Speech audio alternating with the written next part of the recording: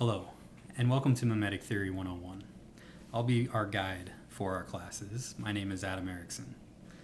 And basically what we're going to try to do in these classes is try to understand what mimetic theory is. Now, mimetic theory was put forth by Rene Girard. And basically what Girard says is that humans desire mimetically.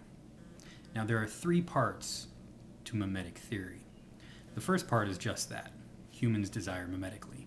In other words, we borrow our desires from one another. Advertisers know this really well. They put up a movie star or an athlete on a commercial, and we'll end up wanting those clothes or the sports drink or whatever it is that the advertisers are trying to sell, because we're going to borrow our desires from those movie stars or those pro athletes. Now, the second part of the theory is that when we borrow our desires from other people, it doesn't have to be athletes or movie stars, it can be our neighbors. When we borrow our desires from other people, it puts us into conflict. It puts us into rivalry with one another. Because what we're trying to do is acquire the objects that our neighbors have.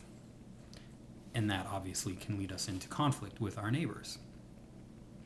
And so what ends up happening, so that we don't have this big fight of everybody against everyone, this big violent war of everybody against everyone, is that we end up focusing our violence upon one individual, which is a scapegoat. And the third part of the theory is that this is all revealed in the biblical narrative, in the Bible.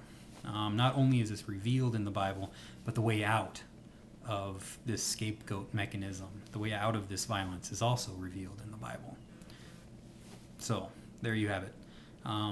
So for this first class, what I want to do is try to understand mimetic desire a little better. And to illustrate that, I want to focus on a saying that we have here in the United States that goes like this: keeping up with the Joneses, right? I'm sure that you've heard this before. Basically what it's trying to say is that in order for me to be happy, in order for me to be fulfilled, I have to keep up with the material goods that my neighbors, the Jones family, have. So to illustrate this, let's take a little field trip. First, I'm going to show you my house. Okay. I asked my wife about this and she said it was cool. So here is my living room. We have two couches, very nice couches, I like them. We have a tube television that I think we got in college 6 years ago or so. It works really well. I like it. I watch the Cubs game on it. It's nice. Yeah. So here is our door. Now the door to our house is a bit sticky. There we go. And here's our yard. I don't know whose car that is. It's not ours, but it's parked in front of our driveway, which is fine. I don't mind. And here is our garage. Inside of our garage is our 1999 Honda Civic, which runs beautifully. Gets me to and from work really well. Here is the front of our house. Our house was built in 1957, I think.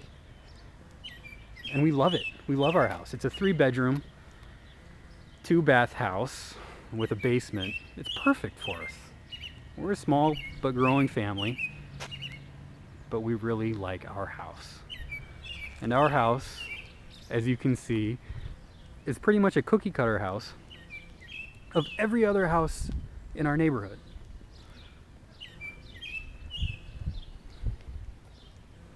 I really like our neighbors too. They're very nice. So we're gonna walk down here,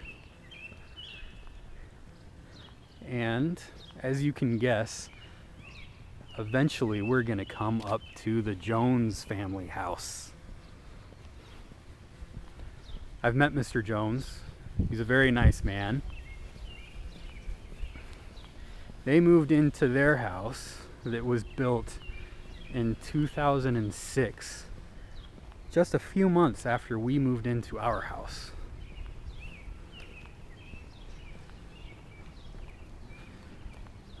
And there's Mr. Jones's house.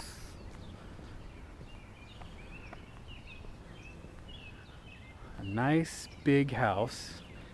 There are actually 6 rooms in Mr. Jones's house. His door does not stick. And you see there's his garage. They have a brand new Lexus, which I'm very jealous of. And when they were moving in, they had a flat screen television. And I thought, wow, I would love to have a flat screen television. I don't know if you can tell, but they have a chandelier on the top in that middle window. It's beautiful. Beautiful chandelier. Now you see, the peculiar thing about all of this is that before I saw Mr. Jones desiring to have that house, desiring to have a brand new Lexus, a door that doesn't stick, I became jealous. And the only reason why I wanted those things was because I saw that Mr. Jones wanted them. And I felt a lack of meaning, of happiness in my life. Like I had to have those things in order for me to be happy, in order for me to feel like I've provided for my family, which is bogus. Because I was very happy with what I had before. So this can lead us into conflict, which is the next part of our class.